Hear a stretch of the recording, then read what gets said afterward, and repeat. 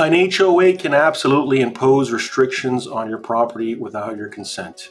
One of the things that I often advise my clients on the initial phone call is that all associations have what's known as covenants that run with the land. Okay, these covenants were in place before usually the homeowner even purchased the unit. They're recorded into the public records and they contain rules and restrictions as it pertains to that particular association. So things like certain requests that would need to be made before you wanted to make any sort of modification to your property. In addition to that, the maintenance that you need to pay and what it's used for, what areas on your property you can and cannot alter. So all of these covenants are recorded into the public records, and the homeowners are understood to have what's called constructive notice of those records, meaning that when they purchased the unit, they were given the declaration and all the restrictions of the association and were on notice. Although they didn't sign